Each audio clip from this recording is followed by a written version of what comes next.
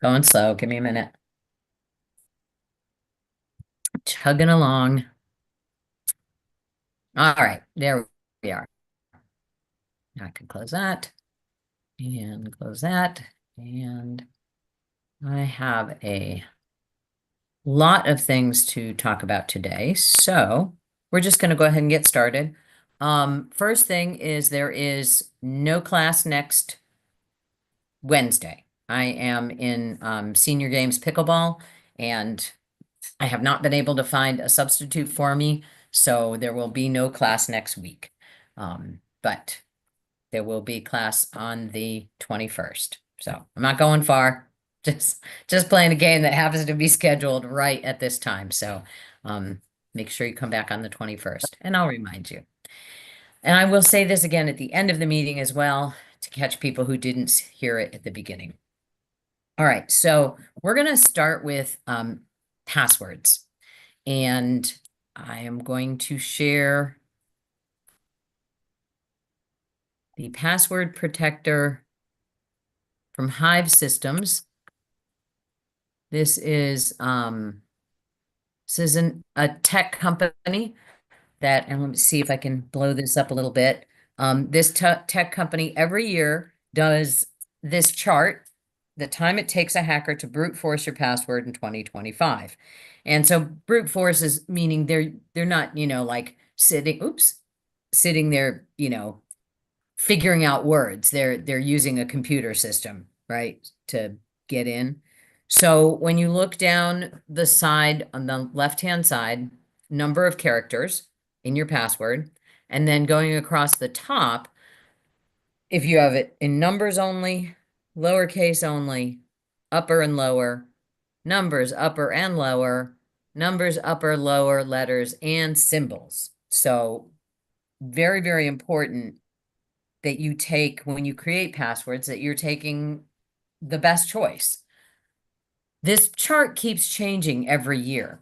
So this little purple part that is instantly keeps getting smaller and smaller, meaning that now if you have a password that has 9 characters and it's only numbers, it only takes that computer 2 hours to figure out what your password is. Whereas it used to be, down here somewhere. And if you have everything you need, numbers, upper, lower case symbols, 1, 2, 3, 4, 5. This isn't actually accurate because this is 5 things, right? Number, uppercase, lowercase. Oh no, I'm sorry, that is it. Right. Exactly. 4 things. So if you had 4 different characters, it still would happen instantly. If you only had 5, it would take 4 hours. 6, it would take 2 weeks. We're getting a little bit better here. 7, it would take 2 years. Okay, so that's good. But I'm still not, comfortable with this number here. So, you start looking down further into the chart and you can see that if you have something complicated that's a big combination and you make it, let's just say a 12-character password, that's 3 billion years. That is a silly amount, but what it means is that this is something that's pretty much unhackable, not something that anything is going to guess or go through and figure out what your password is, right? It's just, even by computer and AI standards, it's nearly impossible if you're over here. If we look over here, if we just use, like, say, upper and lower case, you do a phrase, you do a song title, something like that. If it's 5 characters long, it's about an hour. If it's 10 characters long, it's 41 years. Okay, not to be morbid, but we'll all probably be, I'm sorry, 41,000 years. Not 41 years. I see the K now. 41,000 years, we'll be dead. It doesn't matter, right? So that's a good strong password. You could even look at it and go, okay, 8 characters, 15 years, you know, okay, that's a long time. And remember, these aren't actual years. These are just a system of determining how difficult it would be just through sheer numbers, just running the numbers of the probability of that particular password getting hit on by a computer who's calculating all of the permutations. That's how many years it would take. Running continuously, of course. 9 characters, 791 years. So you want to think about when you're creating your passwords, what kind of password protection are you going to have with this? Are you going to have something that's going to be figured out by a computer that's running 24/7 and it's instant? Or are you going to find something that is secure?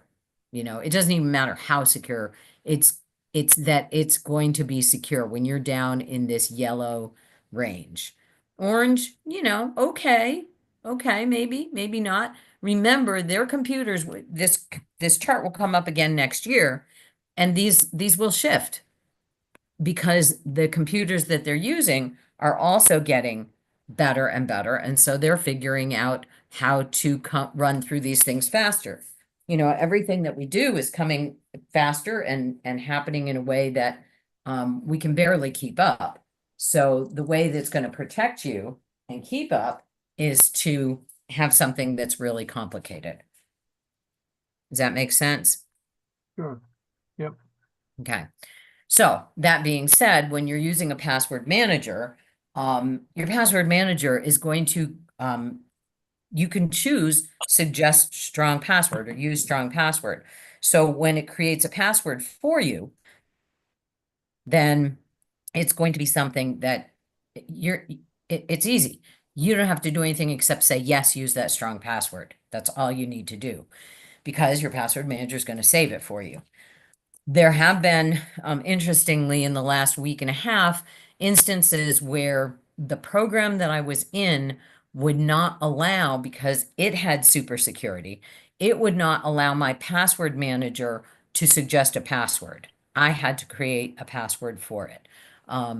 It was for Microsoft, actually. So with my Microsoft 360 account, 365, I forget.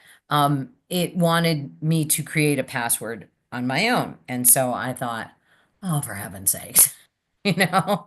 And so I went back to the old method of what am I going to do to remember a password? One, I don't have to remember it because once I've got it figured out, it's going to be there in the password manager for me. But first thing I do, I go old school, Medina. I write it down because if I'm going to create a password, I am not going to leave to chance. One, my eyes. Two, my memory. Three, my fingers on what did I just type? Because sometimes when you are creating a password, some of those challenging ones that have stronger security also won't let you see the password you're creating.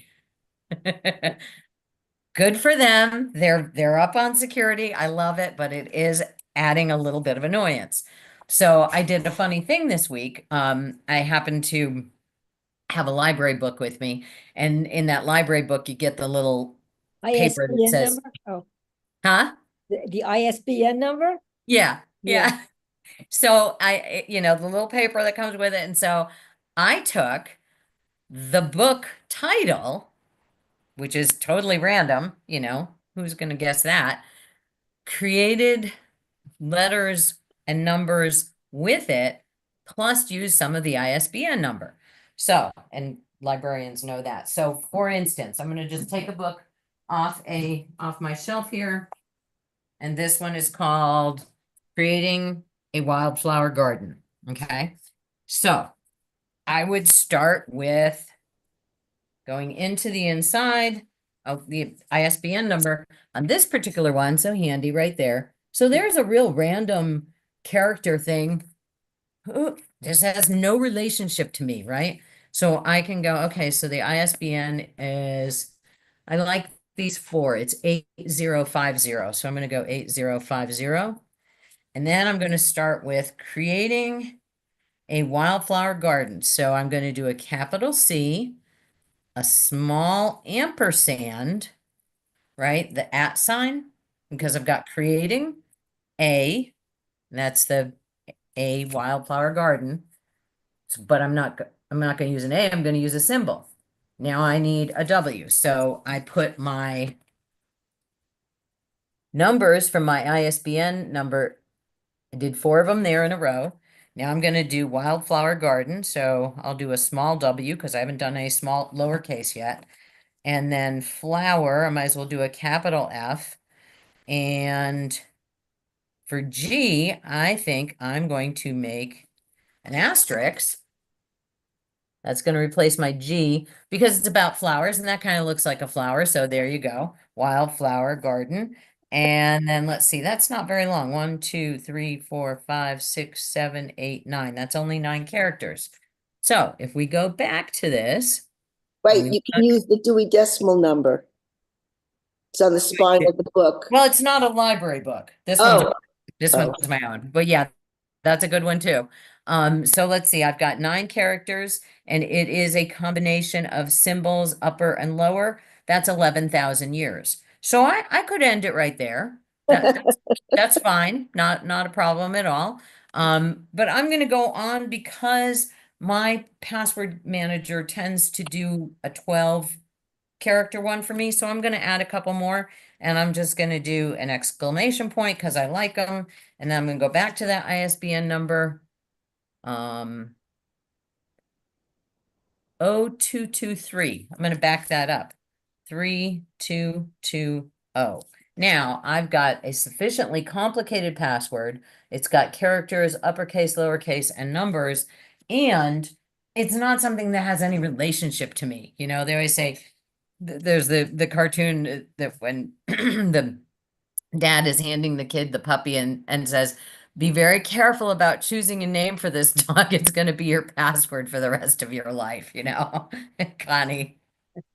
I have to be careful with O's and zeros. Yes.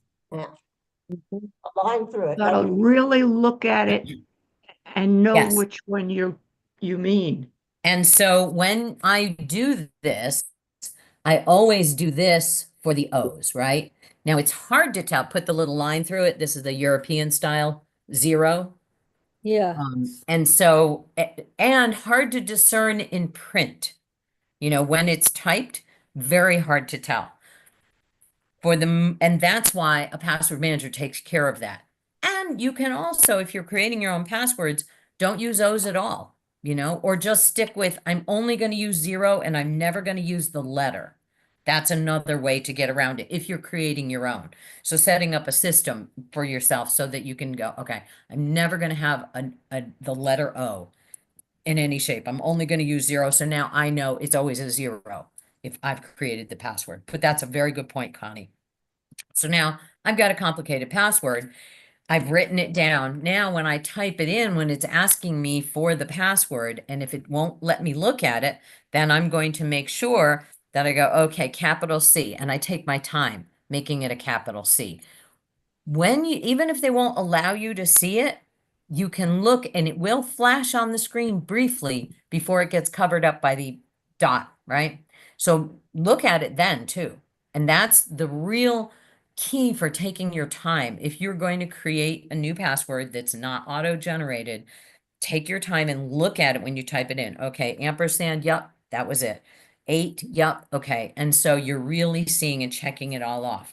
And then, you know, many of us have the backup book, the fail safe. If all other things go wrong, we've got that little fail safe.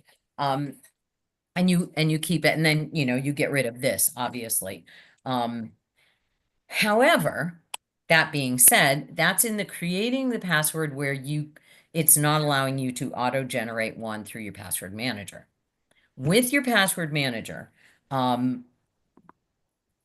let's start with Teresa's question.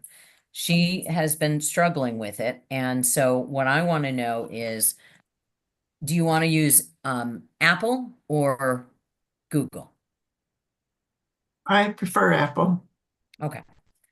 So I'll be a little bit hindered in leading you through this. That's okay, Well, because we got then plenty use of Apple Google. I devices. can use Google. No, this is for the rest of your life. Let's stick with what you prefer. It doesn't matter what, because I got friends in the room here. I have plenty of people with Apple products that can lead me right through this. So when you are going to tell me what's the challenge? Tell me where the challenge has come up. It seems like every time I turn around, it's asking me for a password. It's asking me for my Apple password. It's asking me for my um, Google password because I tried to switch over and use Google. And I just can't. I just get so frustrated. I Okay. just put it aside. Yeah, so that kind of frustration prevents people from using the tool. And so that's what I want to help you get beyond. And then Um, once I got a list of my apps and I was trying to, I click on it and I see a password, but that's not the password that I use. So I don't know if it's just not updated or Oh, it's not my password at all. that's curious. All right, Terry, raise your hand. yeah. Last night I had a very long story short, I was on the phone with Bank of America for quite a long time. It wouldn't let me sign in online, and I tried all these different things. I tried too many times, which I know not to do. It's just again like that frustration on pounding. When I finally got called the number, I tried the online chat, and it called a number, and there was some kind of glitch. It was not. I kept saying, Johnny says, "You're not doing this," and he's good. I left the room, but it was all about when I just said, I'm just going to change his password, and I changed it. I looked in the keychain, forgot what it's called now, and it had a password that was not my password in it. So the woman says, now look down. I had another Bank of America account in there that either I'd started a set, who knows, but I'm saying that. So it wasn't setting up. And this was after trying all kinds of tech things. And so it's like all the things you have to check before it just reminded me of this discussion today on how I wasn't getting calls and I realized I had blocked somebody without realizing it. I wasn't getting messages from somebody. It's like stuff you have to stop and shouldn't let something go wrong to remind you to stop and see what you have in your phone and how do you use it. And the same thing happened to me at the airport with an AirTag. They found my earpods and brought them to the lost and found, and I was able to find my phone. I'm sure there's a version of that for Google for Android, and then it went to Section A at Atlanta Airport with Oh, Explore, and I mean they actually had them. They're the most lost product I think, or any kind of earbuds and earphones. But that was amazing. that's Two good. things All with right. security. We're Yep. straying from passwords Yeah. though, so let's rein it in. Thank you for that. Linda. Oh, I can't. Does your password keeper go across your devices? Mine does. Yeah, mine does not. Okay. Okay, so with that, if you have a variety of devices, Android or PC and Apple, you have a PC computer, you don't have a Mac, right? PC computer and an Apple phone. Right. So if you are, when you're on your PC, what do you use for your browser? Chrome. I'm using Chrome now. That's why. So your phone is Apple, and so you're using two different systems completely. If you used Safari on your PC, it should be synced because you're logged into your Apple, as long as you're logged in, right? So, I'm trying to think. I don't have any Apple devices right now, but when I have used an Apple device, all of my stuff was Google, right? So I would just use the Google version of whatever. So if I'm, for instance, on an iPhone wants to default to Safari and keys, right? But if I take on my iPhone and put the Chrome app and the Google app, now I'm using an iPhone, but I'm accessing my data and my personal information because I'm logged into the Chrome my Google account. And so that's going to access all of my stuff. So the reason why yours aren't going between devices is just because you're using two different platforms. Use the same platform. If you use Safari, log into your Apple account, and you should be able to access on your computer everything that you're accessing on your iPhone. That Okay. makes sense? Yes, it does. Okay, Thank you. so with Teresa, the challenge is you're saying that you have passwords that are not the password you use. I've changed them, yes. Yes. And so a couple of things with that, and I'm trying to figure out, let me just go to my Google account so I can, oh, wait a minute, what was that? That was interesting. Did you check that you don't have more So- than one account?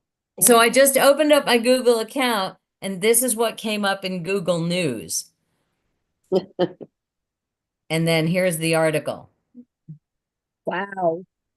Kind of interesting. I'll be looking at that one. This is from Forbes magazine. 19 billion compromised passwords published online. Oh, that's fun to know. Okay, so definitely going to save that one. I'm just going to open it so that I can tag it, save it, and look at it again. So much fun. It is. It's a constant struggle with all of this because there's big money in it. Sorry, I'm just tagging it so it goes into my right folder. We'll do it in the music folder for now. Okay. So when I go to my Google account, let me go back because I got so distracted. And I just go to Google, right? This is for anybody who's using Google. I just went to Google. I tap on my icon up there. That goes very hard to tap backwards. There's my Google account. Tap it. This opens up my Google account, and you've seen this a million times. And I go across to my passwords. Now, I'm going to go across to where it says security, and I'm going to tap on security, and then it tells me I've got green, so that's good. It says you have security tips, but I am in the green. Let's see what the tips are. Remove my Lenovo tablet. Yeah, okay. So it's saying that at some point in time, this Lenovo, now I believe that I cleaned up that Lenovo because I got it ready for sale, but I'm going to go ahead and remove it, meaning that it is not attached to my devices in terms of being synced with everything else. All right, everything else, I've got all green check marks. So those are all good. So I'm going to go back away from security checkup. Now I'm going to go down to the bottom where my password manager is. There's my password manager. There's the icon for it. It is also a key. And I go to manage passwords. When I go to manage passwords, so Teresa, here's your first part of frustration. When I go to manage passwords, let's say I'm going to pick something innocuous that I don't really care about. Let's see.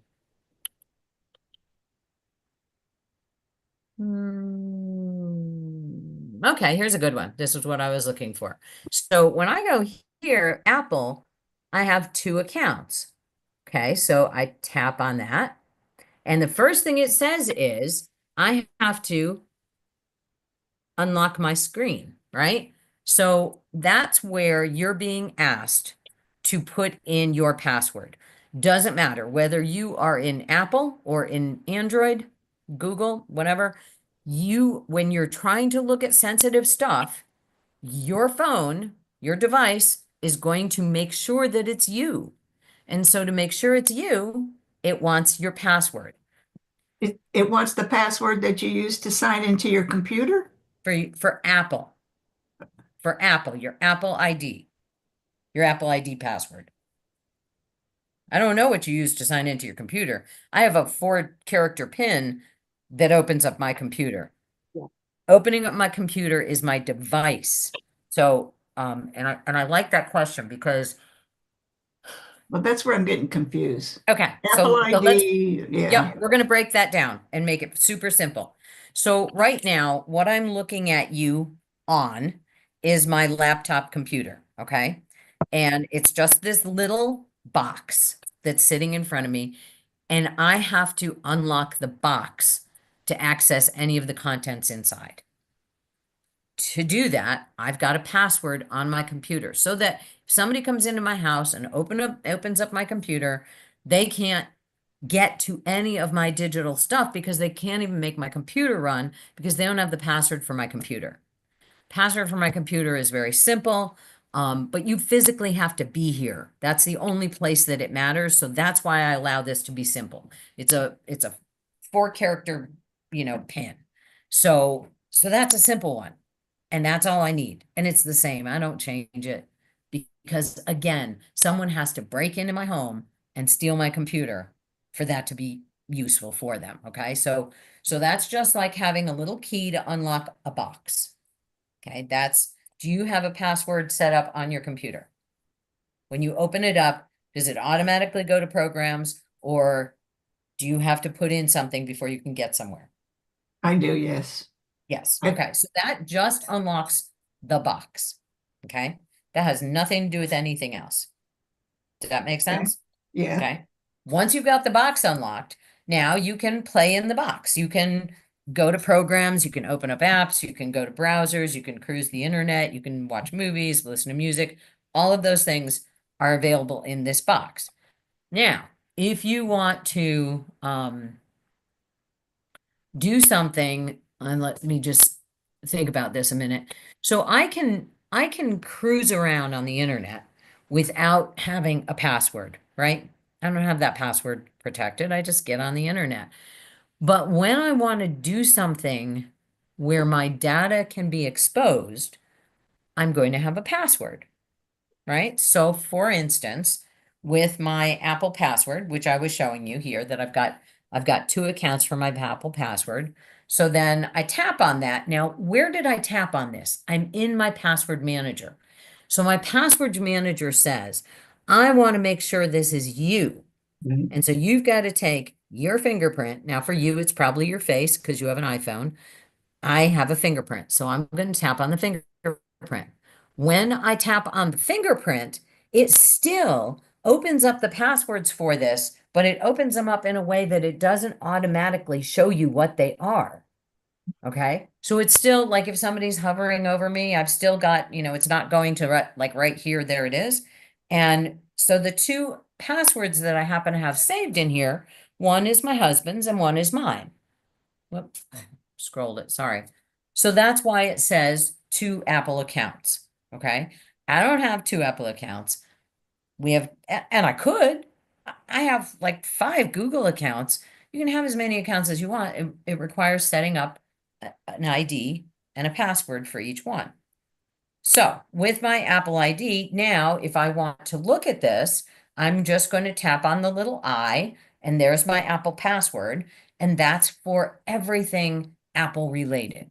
Okay. If I want to buy anything through Apple, if I want to access files that I've got saved with Apple, if I've got anything that should be protected, that's my Apple password for that. What my password manager does when I'm trying to do something like that, let's say, I don't know, buy a subscription to Apple Music. I already have one, but let's say I want to buy an app or something on Apple. And in order to do that, it's not going to let me do it unless I put in a username or password because it doesn't want other people to purchase things on your behalf, aka steal from you, right? So in order to get to anything sensitive in nature, you're going to have to put in that Apple ID and password to get past the security that says, well, not everybody in the world should have this. And so you would put in your Apple password. When you are going to download an app in Apple, for instance, you go to your app store and you're going to download an app. Let's just pretend that app costs money. Some of them do. you choose to buy the paid version for an app. So with a paid version, you're not going to be able to just push the little button on the side twice to let that app download. You do that for free ones, but for paid ones, I'm almost certain, and an Apple user correct me, but I'm almost certain you're going to have to put in your Apple ID to get a paid app because it's that layer of protection. Are you with me so far? Yes. Okay. When you are in Chrome, and Medina, can you remember what you're going to say? Can you hold on for it? Yeah. Okay. So when you're in Chrome, let's just say, you know, because you've gone back and forth between the two of them, you're in Chrome. It's just like what we were talking about with Linda. With Chrome, you're going to have your Google ID, your Google password, and your Google ID to get into anything that has to do with Chrome that's sensitive in nature. And it's there as a protection for you. So literally, if you're using the password manager in Chrome and you're using keys in Apple, and you can have both, they don't have to be complicated. It's easier if you're using one across platforms and you know, okay, this is all my Apple stuff. I'm going to stay with my Apple stuff. But you have to remember two passwords, and that's it. And you don't have to remember them because you do want them complicated, so you write them down. But if you use them enough, then you are going to remember them. And I'll tell you a little trick that I do with my laptop here because I do change my passwords for Google quite a bit. When I change the Google password, I got a little Post-it note here. That's where I'm writing my password. Slap.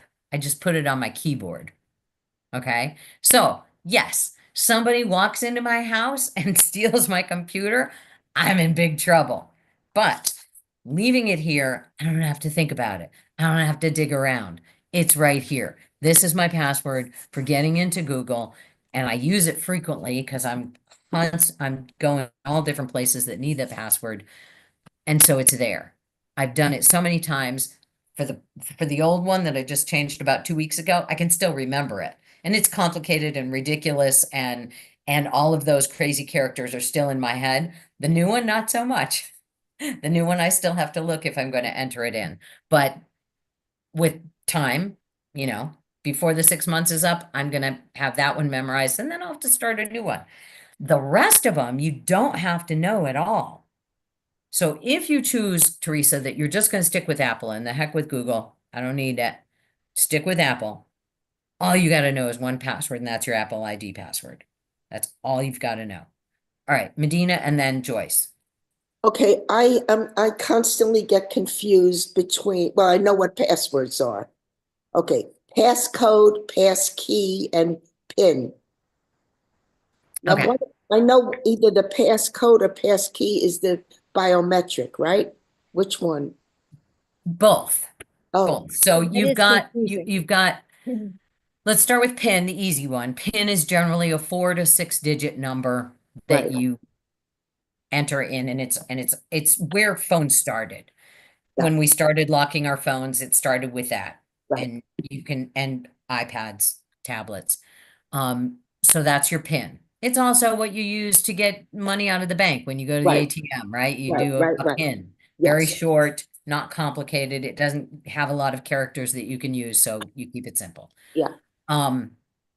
Passcode, I'm sorry, passkeys and passcodes are new terminology, and they're I find, because I've read about them, I read about them just about once a week to try and get it into my brain, the new terminology, because they're so similar and they get confusing. So I'm 100% with you on that. I got a notice the other day from Google that said, enable passkeys and you'll never have to use a password again. And I'm like, okay. So I read the whole article, and it, you know, it said, let's get started. The one caveat with it is that enabling a passkey, if you lose your passkey, you can't get into anything else. And I'm like, okay, I'm not ready for that. I am not ready for that. Now, there are several ways to have a passkey. This little thing that I bought a year ago is a pass key. This allows me physically so that only by inserting this, when it asks for my pass key, when I insert this, which I have programmed and coded to act as my pass key, and it can go into my phone, it can go into my computer, it can go into my tablet. This is a physical.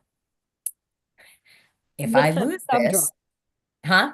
Looks like a thumb drive. It looks like a thumb drive, yeah. Yeah, it's got this little ending here, and it looks like a thumb drive. I haven't done it yet because I'm terrified if I lose this thing. And because what I've got right now works for me. When they start to change over to pass keys, then they're going to have to make it so that it's easier for us not to lose everything, right? They make it more complicated for hackers to get into our stuff. That's a good thing, but they also have to make it so that we can do this.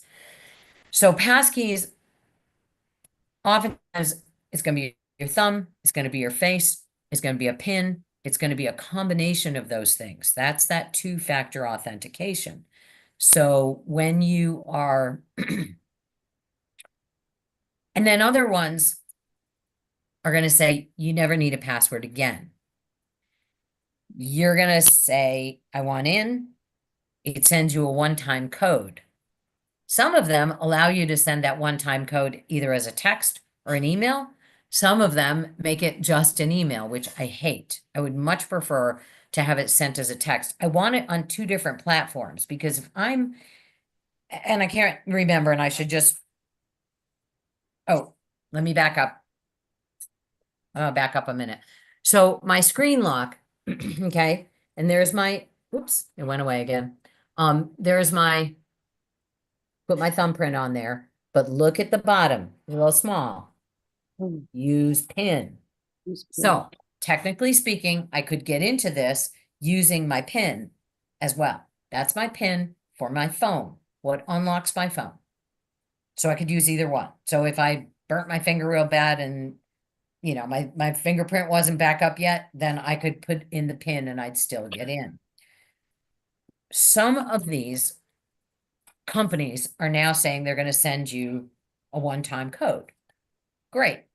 Bank of America, when they send me that one-time code, because I do, I use my password, I use my finger, and then it sends me a one-time code. My beautiful password manager automatically takes that code from my text, puts it in. I don't have to do a thing. I wait for it to do its little magic, and then I hit the continue button. All happens all at once. Somebody can't do that when they're not holding my phone. Yes, they could do it when they're holding my phone, but they'd still need my fingerprint or my PIN to get into that. So when you ask them to send it to you in an email and you're on the internet and now you have to close that window and go into the email. And they're oftentimes coming from the same thing. If I go to an email and I open it, one from a company, let's see. If I go to Mather Age Well Tips, Mather Lifeways. So I get this little thing every day that is a thing for seniors to remember. And this one particularly today is Eat Leafy Greens Daily. Nice. Okay. So if I go into here and I go to their website and I have to, so now I go into their website. So I went from my email and I tapped a link in the email and it went to their website. So now I'm on their website. That's all I did was go to their website. So now I'm in Mather. However, if I look, I've made it so you can see what is this screen actually coming from. It's still in my email. Okay, so I'm on their website, but I've accessed it through my email, so I'm not on my browser. Let me get rid of my password thing for a minute. This is my browser, right? There's Chrome. But where did I get Mather? Through my email. So I'm on their website, but I'm on their email. So here's the challenge. If I'm trying to log into something and I've gotten an email that says you need to pay your bill or whatever, And so then it says, go here and you can pay it electronically.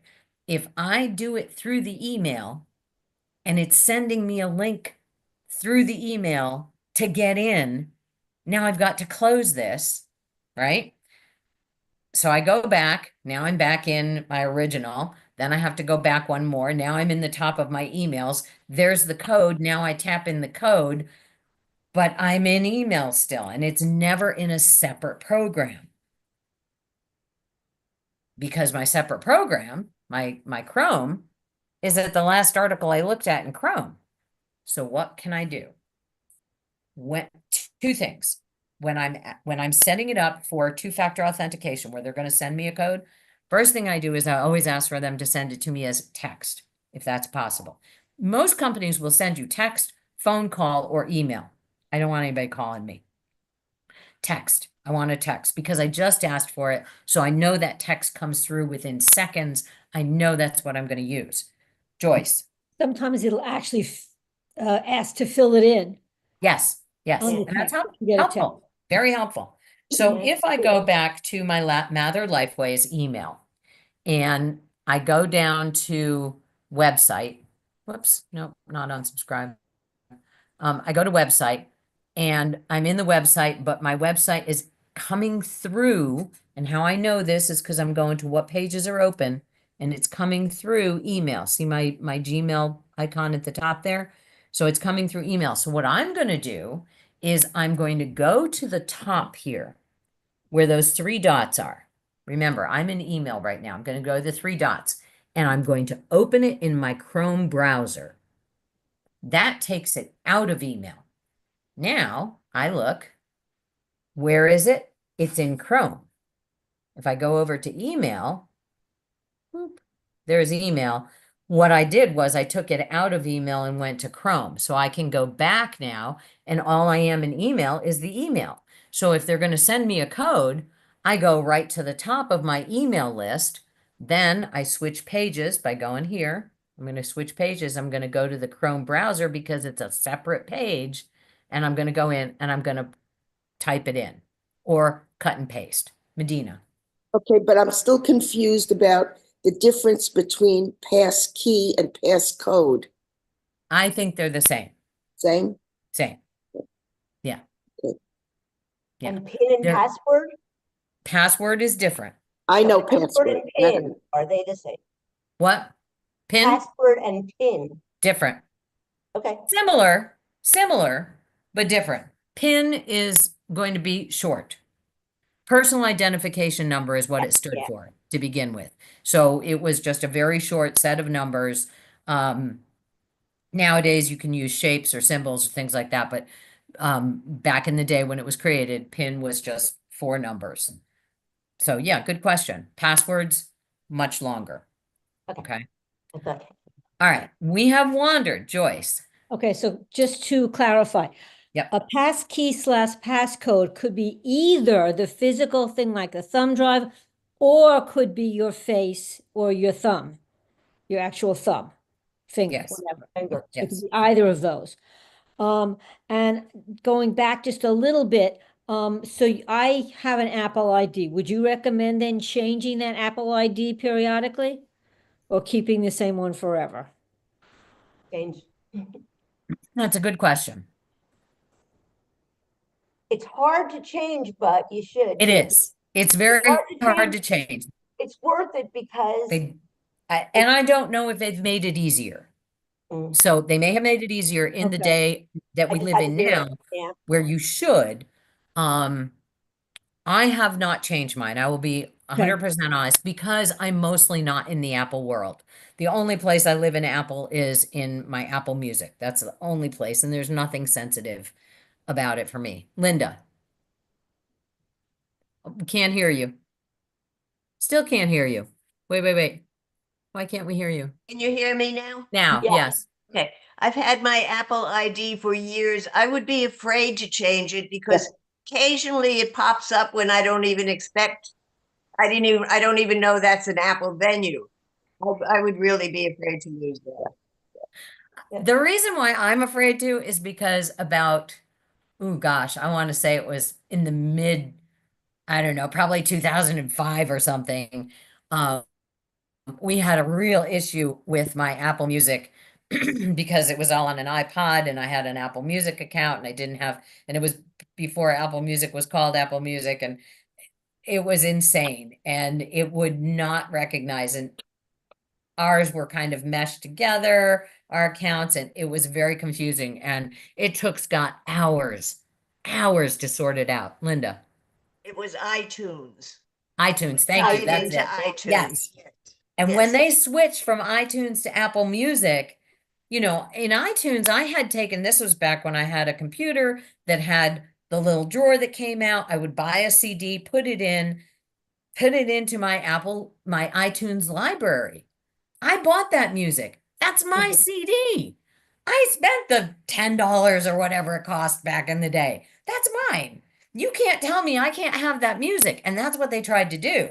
They were like, oh yeah, everything here now you got to pay for. I'm like, no, I bought it.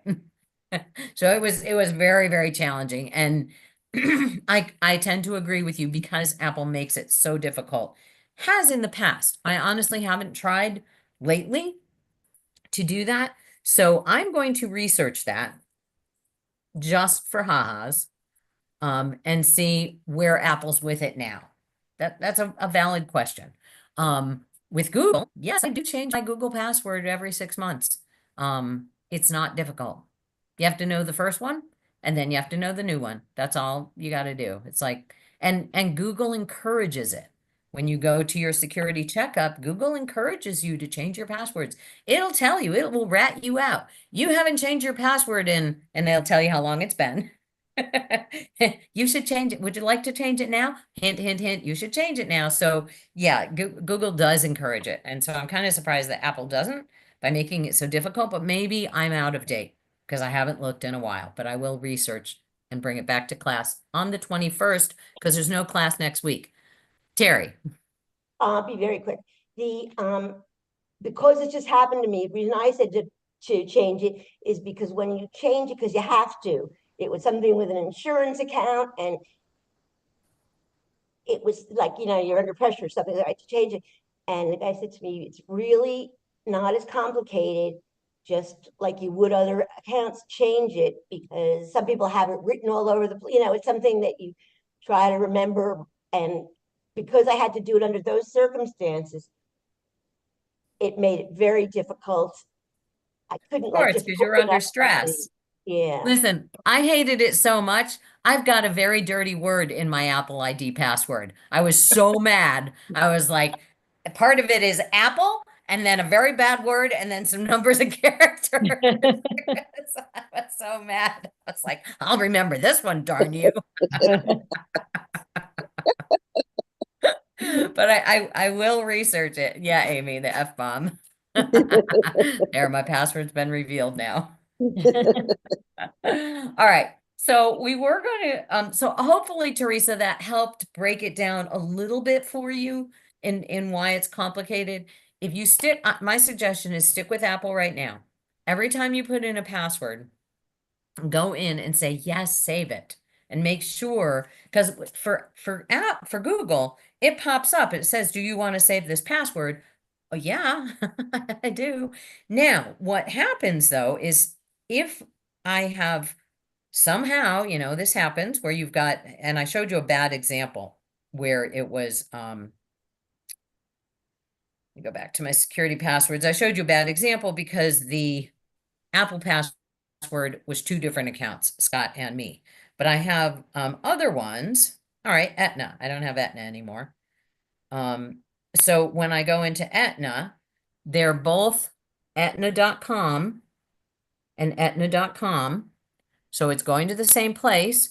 The username is capital B based one, and the other one is lowercase b based one. So this is an issue. Which one is it? Now I'm going to look at the passwords themselves. Okay, that's one. Password themselves is the same, but different username is a challenge because it is case sensitive. Okay, so those are case sensitive. Many things are not case sensitive, like emails and stuff like that, websites, but passwords, usernames are. So I've got a problem here. Now I don't have Aetna as an insurance anymore, so it doesn't really matter what I do with this.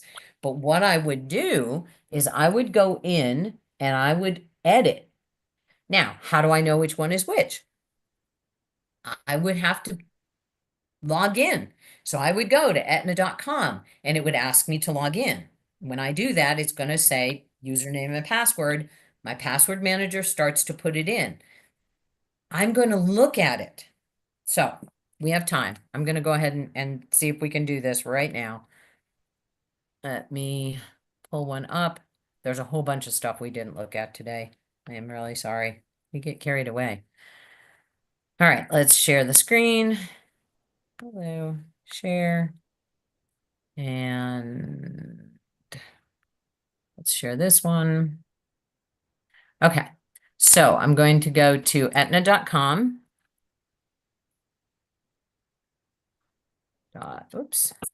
.com and see if I can log in.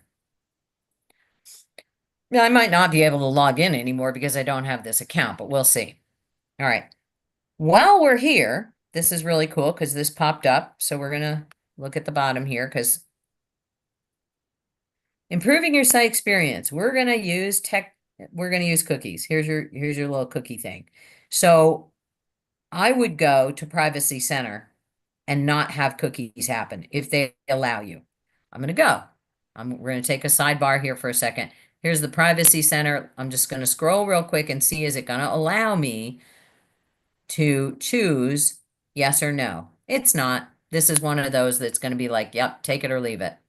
So I don't get to change the cookies. All right, going back, I'm going to go to login. When I go to login type, oh, this one's different. Member login, log into my account. Don't have an account, create an account. All right, so I go to login. Now, forget your username or password. That's where I would go if I totally didn't know. But I think I know, and I'm using a password manager, so I'm going to do this. And it may not work because I don't have an account anymore with them, but we'll see what happens. We can at least get through the start of the process. Okay, so here's Secure Member Sign In, and look what happened. It comes up with bbase1. And I can look, I'm not going to look, but I can look and show you, make sure that which one it is.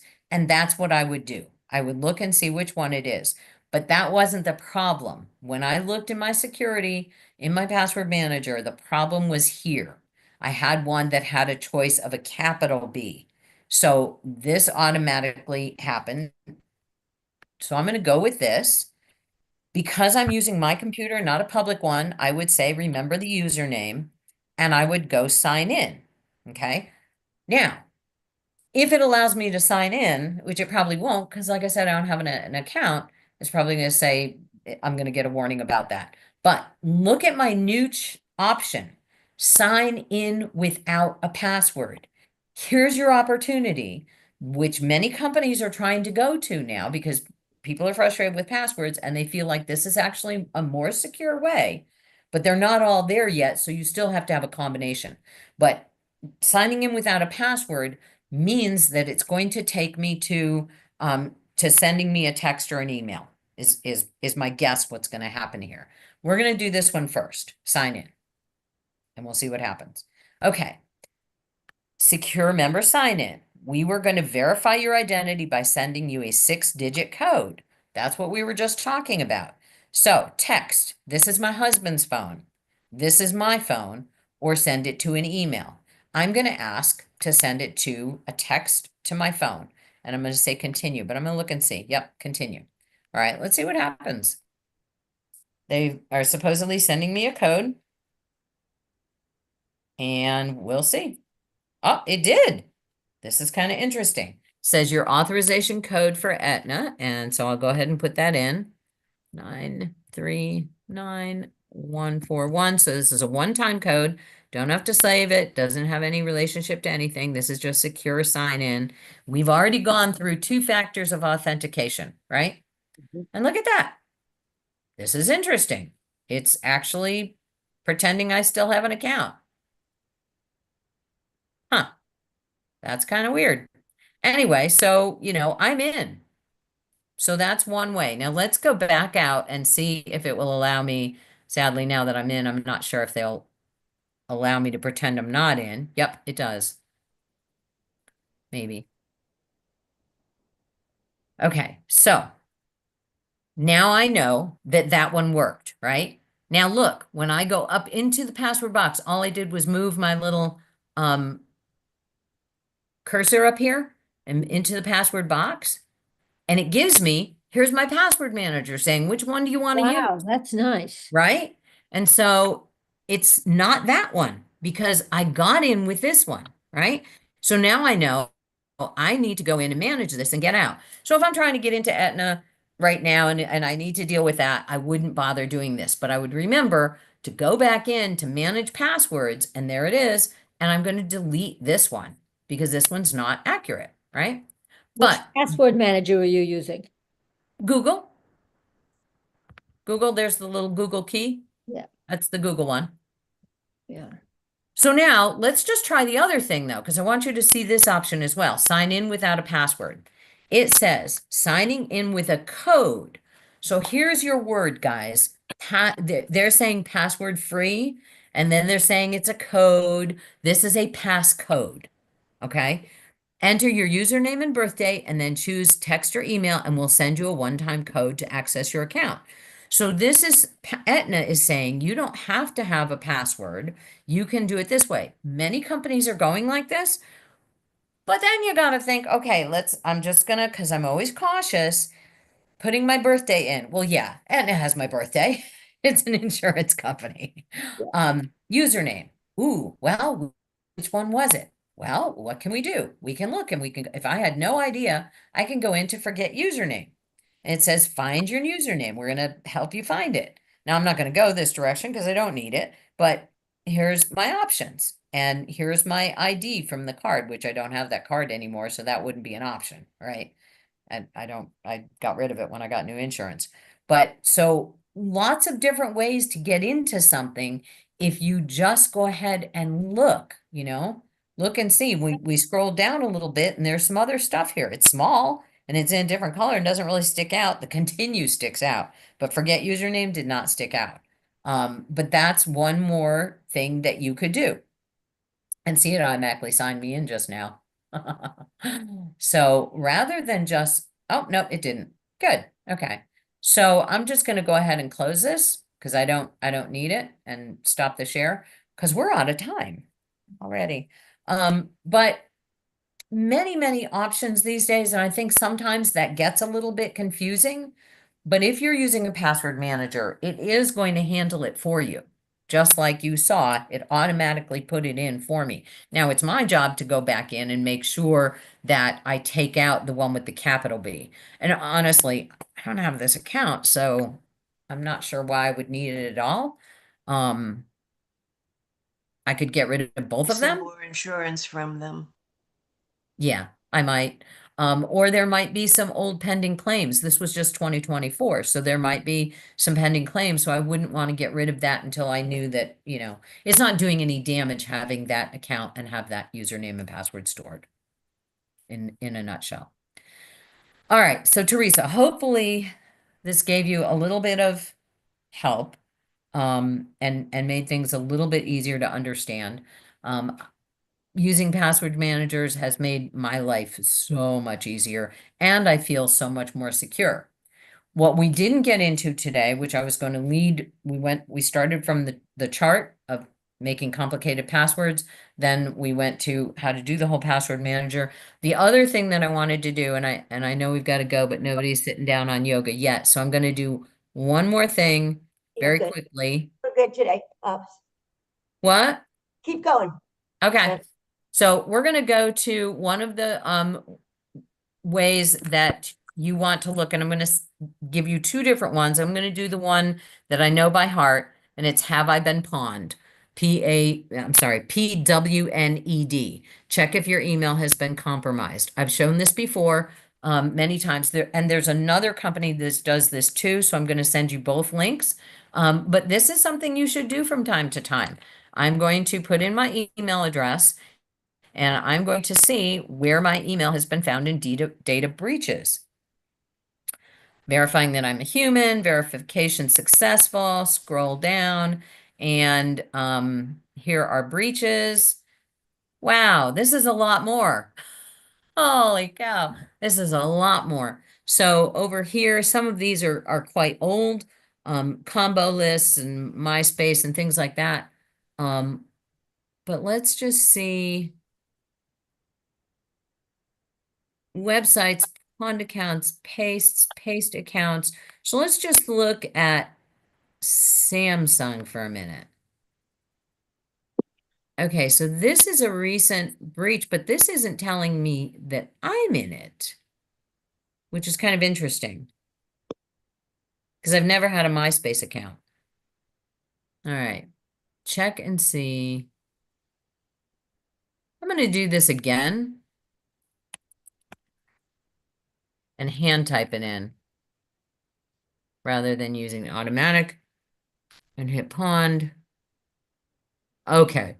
Yeah, it didn't take it when I put it in. I had to actually put in pond because I knew that those were not personal. That was a useful list though of recent breaches, but here's the ones that I've been in. And there's the old ones, 2016, 2012, 17, 18, 18, 19, 19, 19, 2020, Gravatar. I don't even know what that is. Interesting. Twitter, combo list. So this isn't 100% accurate because it does not have the AT&T one. But this shows me places where my email specifically has been compromised. And it says what's compromised. Email and passwords. Email addresses, passwords. This one, IPS username and address. Betsy, Yeah. can you keep going if I sign out? What do I have to do so you can keep going? We need to go because I need to go, but I Okay, just okay. wanted to show you all that. And you can do, hello, Hello. how are you? And I have friends from Italy taking yoga.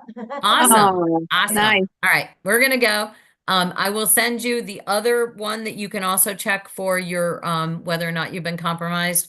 If you use Google, you have a dark web report from Google. If you use any kind of password protection or malware, then you're going to also, it's going to show you reports on that. So every chance you get to look and see where you've been compromised, you want to do because you want to change those passwords. Honestly, don't care if you change the username, but change the passwords in everything that you've been compromised. That's the number one thing you should do. Thank you. Love you all. Won't Love see you you too. next week. We'll see you on the 21st. Okay? So no class next week. No class next week. I'll see you on the 21st. Okay, thank you. All right. Have a Good, great because I day. couldn't make class